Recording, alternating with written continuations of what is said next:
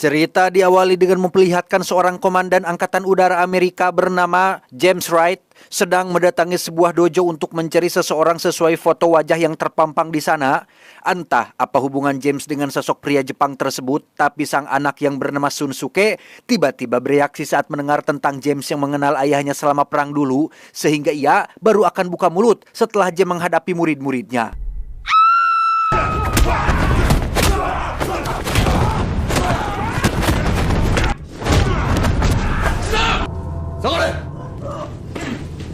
Sejenak kita akan dibawa mundur ke waktu di mana Perang Dunia II sedang berlangsung, lebih tepatnya tahun 1942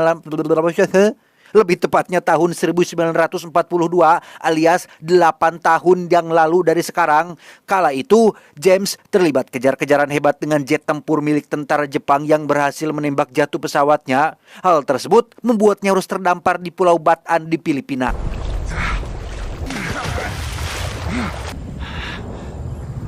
Keesokan paginya, kita akan diperlihatkan dengan pasukan tentara Jepang sedang menyusuri hutan untuk memastikan tentang James yang benar-benar sudah tewas. Menyadari mereka mulai mendekat, James pun mencoba mengalihkan perhatian dengan melempar sebuah batu ke arah lain dan...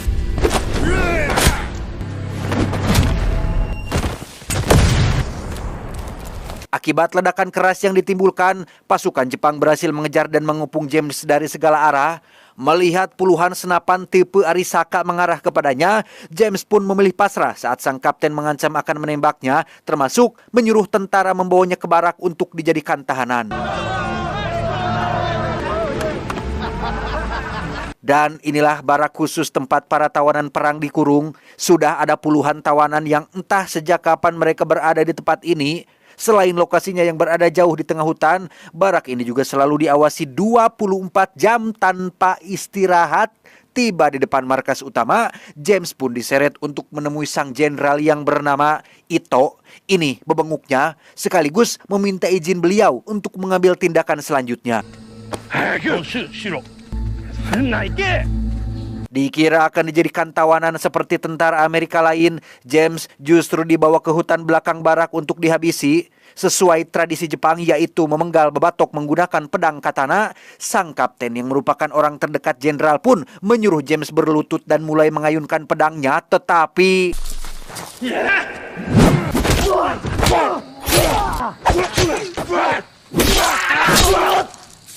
Beres menghabisi kapten dan para prajurit, James dengan cepat kabur ke sisi lain hutan dan tak sengaja menemukan bangkai pesawat terbengkalai tanpa mesin. Sempat akan sembunyi di dalam tapi terlalu beresiko, ia kembali melanjutkan pelarian setelah mendengar teriakan tentara Jepang yang semakin mendekat dan...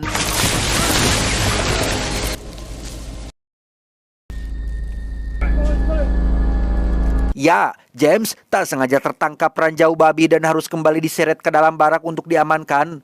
Mendengar kapten dan para prajurit tewas dibunuh oleh hanya satu orang saja, yaitu James, Jenderal Ito jadi penasaran dengan bagaimana ia melakukannya. Setelah menemukan lencana komandan di balik saku bajunya, Jenderal menyuruh sang kapten bernama Endo untuk menunda eksekusi karena beliau punya rencana lain yang entah apa itu.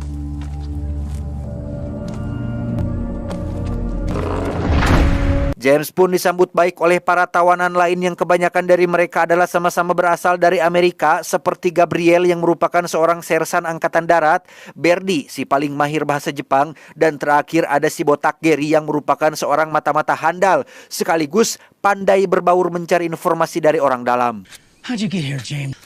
We sent on a support mission to back up. Berdi menjelaskan bahwa semua tahanan wajib tunduk hanya pada perintah Jenderal Ito. Tidak ada toleransi bagi para pelanggar aturan. Jenderal Ito tidak pernah segan membunuh mereka yang mencoba kabur atau sudah tidak mampu bekerja. Dan jikalau James ada niatan melarikan diri, lebih baik ia mengubur dalam-dalam keinginannya itu tersebut. We're sending the rest to another camp. Tak hanya seorang jenderal yang kejam, Ito juga merupakan ahli bela diri yang hal itu terbukti saat para tentara rutin dilatih agar bisa bertarung dengan tangan kosong. Hingga saat tengah hari menjelang, James dibawa ke sebuah arena bertarung untuk diperlihatkan dengan hukuman seperti apa yang bisa Ito lakukan pada para pelanggar aturan.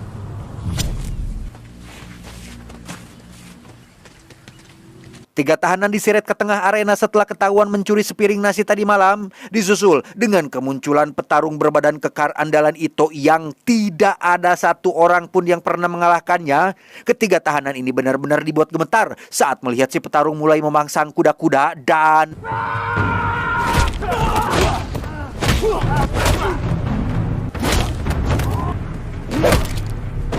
beres menghajar 3 tahanan sekaligus hingga tewas, Ito yang penasaran dengan bagaimana cara James membunuh pun langsung memaksanya masuk ke dalam arena untuk melakukan pertarungan. Dikira si petarung andalan Ito beneran hebat seperti yang digadang-gadang, ternyata what the pucek, James berhasil menjatuhkan si petarung hanya dengan satu tendangan kurang dari 2 detik acan. Hingga ketika ia mengepalkan tangan kanan dan memusatkan semua tenaga pada satu titik, disitulah Ito seketika bereaksi sambil fokus melihat gerakannya dan si petarung pun langsung tewas setelah dia menghapuk kepalanya dengan sangat keras. Entah apa yang spesial dari pukulan James barusan, Endo yang penasaran pun menanyakan alasan kenapa Jenderal tak kunjung membunuhnya. Jenderal itu hanya menjawab, jika James berbeda dengan kebanyakan tahanan lain, bahkan ia akan menyiapkan tantangan baru yang lebih sulit. You miss this end soon enough. Setelah ketegangan kembali mereda, Gabriel membawa James menemui komandan mereka di barak tahanan ini yang bernama Collins. Beliau sangat penasaran dari siapa ia belajar bertarung dan kenapa bisa sehebat ini. James bercerita jika dirinya pernah belajar bela diri di beberapa negara seperti Hong Kong, Thailand, Jepang, Tasikmalaya, sehingga tak heran jika gaya bertarungnya terdiri dari berbagai kombinasi pola yang sangat unik. So was Hong Kong where you learned all that chopsocky bullshit? Something like that. Tak lama, James dipanggil ke markas untuk menemui Jenderal Ito yang masih penasaran dengan gaya bertarungnya. Ito tahu betul jika teknik pukulan yang James lakukan adalah salah satu teknik terlarang dan hanya sedikit orang yang bisa menguasainya. Bahkan Ito mengklaim bahwa teknik itu berasal dari seni bela diri Jepang murni. Saking ingin melihat lagi teknik terlarangnya, Ito kembali membawa James ke arena bertarung yang kali ini dirinya akan melawan 3 petarung sekaligus.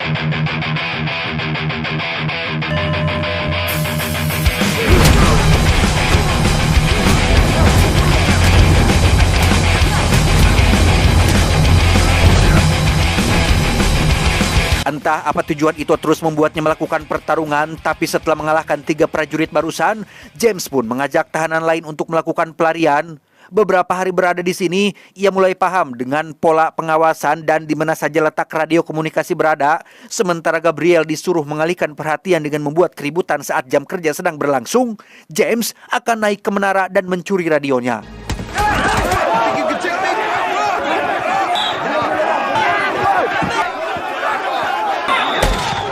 Tepat saat James sudah kembali ke bawah dan akan menyimpan radionya di dalam barak, ia malah dikejutkan oleh seorang perawat cantik yang sama-sama tahanan bernama Teresa, disusul dengan satu penjaga yang tiba-tiba menghampirinya, tapi beruntung Teresa tidak membocorkan keberadaan James di sana. Thank you. You come to save us. I'll do my best. Ketika semua penjaga selesai memeriksa barak tahanan, James meminta Gary untuk memberitahu jalur aman atau titik butai agar bisa sampai ke bukit di balik hutan tanpa ketahuan. Dengan fakta bahwa radio sangat mudah dilacak, ia berencana menyalakannya sejauh mungkin dari sini agar tentara Jepang mengira jika sinyal itu berasal dari pasukan musuh atau para pemberontak.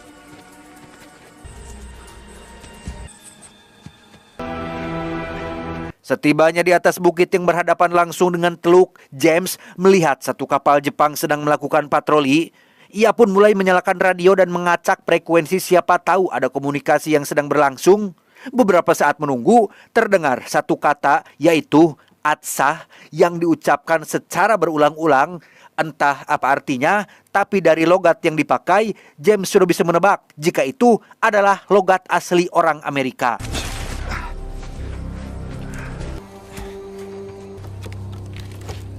Keesokan paginya saat semua tahanan sedang bekerja, James menceritakan apa yang didengarnya semalam. Meski mereka juga belum tahu apa arti dari kata Atsah, Gabriel menjelaskan jika itu adalah bahasa Navajo alias bahasa warisan dari wilayah Amerika bagian barat yang jika radio bisa menangkap sinyal tersebut, bisa dipastikan bahwa tentara Amerika pasti sudah mulai memasuki wilayah ini. Trust you. Clay! Okay. Dan lagi, James kembali dibawa menghadap jenderal setelah mendapati salah satu radio miliknya hilang. Meski tidak ada bukti bahwa James salah pencurinya, Ito yang sejak awal melihat gerak-gerik James selalu mencurigakan pun sekonyong-konyong mengikatnya di tengah arena dan menyuruh 3 petarung untuk menghajarnya.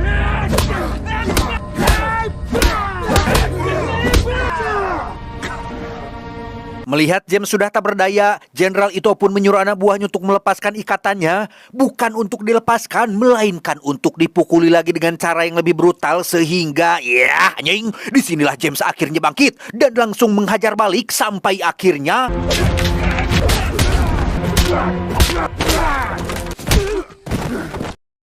Setelah dipukul sampai pingsan, sadar-sadar James sudah berada di ruang medis dengan Teresa yang mengobati lukanya. Jenderal itu benar-benar kagum dengan teknik bertarung tangan kosong yang James kuasai. Di sini jugalah Jenderal itu akhirnya jujur tentang alasan beliau yang tak kunjung membunuhnya, karena ternyata Ito ingin menjadikan James sebagai tangan kanan terkuatnya. Tonight, but I fear convoy is coming. Masih di hari yang sama, Gary berhasil mencuri sepucuk surat dari markas Ito yang dibuat tepat sehari sebelum James tertangkap. Yang inti dari isi surat tersebut adalah peringatan dari Amerika atas Jepang yang menjadikan tentaranya sebagai tawanan, dan jika dalam kurun waktu tertentu Jepang tak kunjung melepaskan semua tahanan, maka Amerika akan mengirim pasukan udara untuk membombardir tanah ini. Ito must want you alive. It would seem that way, wouldn't it? Disinilah Gabriel sadar tentang Amerika yang sudah mengetahui lokasi ini sejak lama, termasuk sinyal radio yang sebenarnya menunggu respon balik dari tahanan untuk memastikan mereka masih hidup. Sehingga bisa disimpulkan bahwa sejak pertama James dibawa kemari, Ito memang sengaja mengadakan berbagai pertarungan untuk menggali potensi yang ia miliki. Bukan semata-mata ingin menjadikannya ajudan, melainkan sengaja melatih James menjadi mesin pembunuh untuk melawan negaranya sendiri.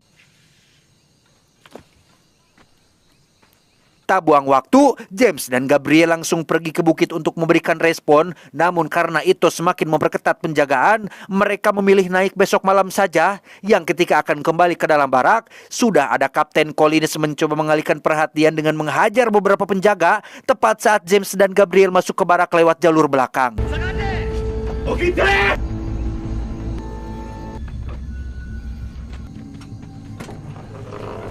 Keesokan paginya, Collins diseret ke tengah lapang setelah tertangkap basah mencoba kabur dari barak. Bukannya langsung dieksekusi seperti biasa, Ito memberatkan pilihan kepada James dengan menyeret satu tahanan untuk dijadikan opsi. Jika James mau sekali lagi menunjukkan pukulan terlarang itu pada si tahanan, maka Jenderal mungkin akan membebaskan Collins untuk kali ini.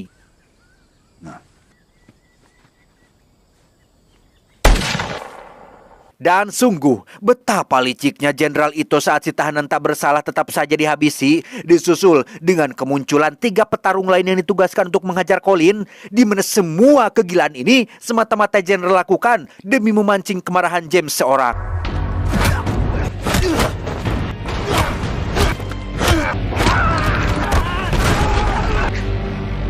Pertarungan pun langsung dihentikan setelah Collins berhasil mendorong para prajurit sampai mendobrak dinding barak.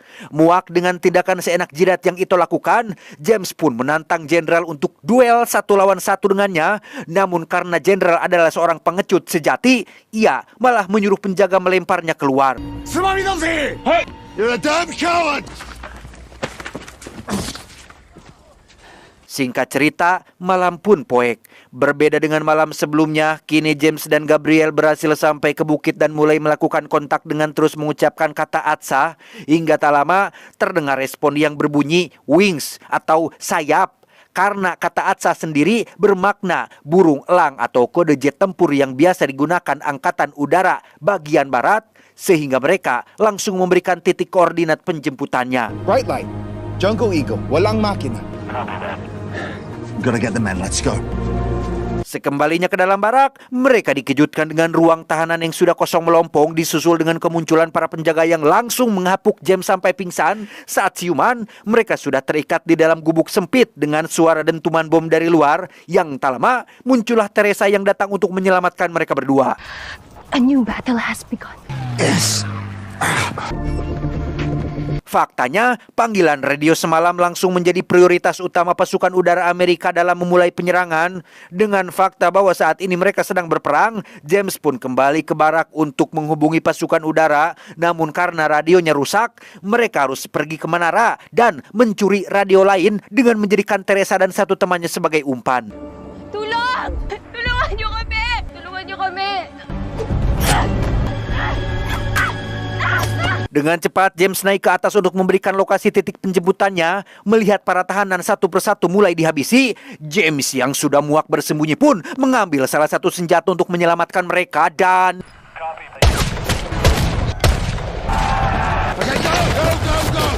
Sementara James, Berdy, dan Gary akan membantu yang lain kabur dari sini, Gabriel justru harus ketahuan dan terlibat pertarungan dengan Kapten Endo. Yang tepat saat Endo akan menghabisinya, muncullah Colin yang berhasil mencegahnya dan terjadilah baku hantam di antara mereka berdua.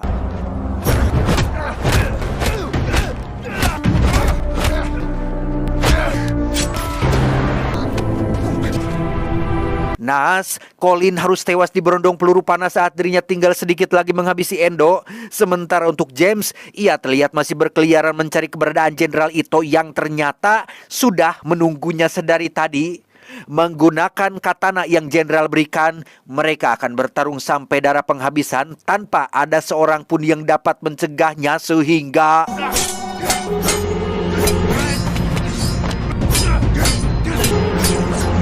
Tepat saat James berhasil merebut katananya, Ito yang pada dasarnya pecundang pun kembali berbuat licik dengan mengeluarkan pistol dari saku celananya. Namun karena James adalah seorang petarung paling lengkap di dunia, ia pun bisa mengalahkannya dengan cukup mudah.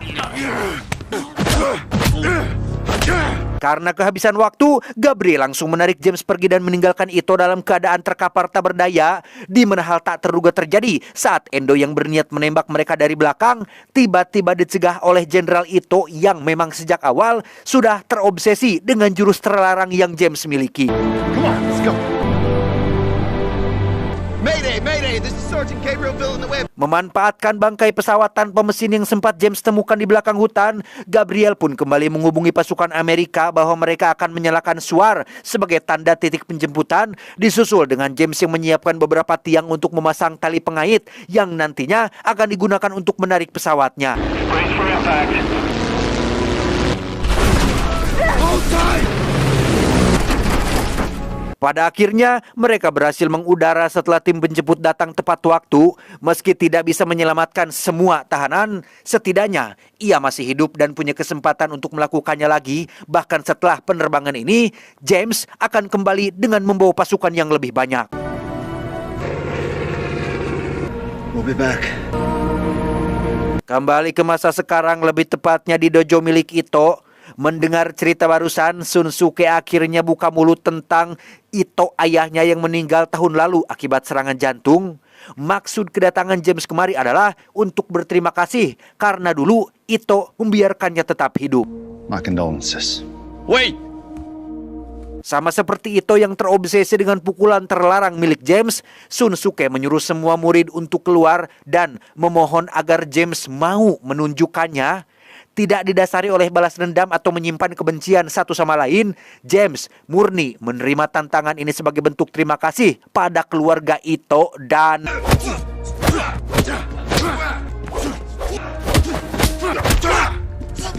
James langsung menghentikan pertarungan setelah melihat Shunsuke jatuh berkali-kali karena tidak mampu mengimbanginya. Namun karena sang anak kekeh ingin melihat pukulan terlarang dan pasrah meski dirinya harus mati, James pun mulai mengepalkan tangan dan memusatkan semua energi pada satu titik sampai akhirnya... Setelah melihat sendiri pukulan terlarangnya, Shunsuke sangat bersyukur karena dirinya bisa dipertemukan dengan sosok petarung seperti James. Yang sebelum pergi, ia memberikan lencana komandan milik James yang sebelumnya Ito simpan karena memang itu adalah wasiat beliau sebelum meninggal dunia. Beberapa tahun kemudian, James diketahui masuk penjara bernama Chornya Cholmi gara-gara serangkaian kejahatan yang dilakukannya. Di sana, ia mengikuti sebuah pertarungan ilegal penjara yang membuatnya menjadi sosok petarung paling ditakuti.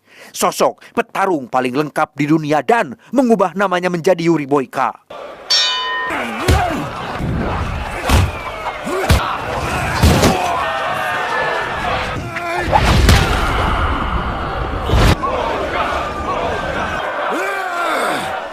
Tamat, ending yang sangat mengyuriboykakan. Prisoners of war artinya tawanan perang. Tawanan berarti seseorang yang dipenjara. Penjara sebenarnya orang yang dikatakan dipenjara adalah orang yang hatinya tertutup dari mengenal Tuhan. Sedangkan orang yang ditawan adalah orang yang masih terus menuruti hawa nafsunya. Bukan zohir atau badannya yang dipenjara, melainkan hatinya. Hati yang belum bisa ikhlas menerima takdir dan ketentuan. Hati yang belum bisa berdamai dengan kenyataan yang pada akhirnya membuat ia dipenjara seumur hidup. Ingat, Jalaluddin Rumi pernah berkata, siapa yang tak dapat berdamai dengan dirinya sendiri, dia tidak dapat berdamai dengan yang lain. Saya John mewakili jajaran direksi IQ7 mengucapkan terima kasih dan sampai jumpa di video selanjutnya. Adios, selendang maut Esmeralda. Cuau, cuau.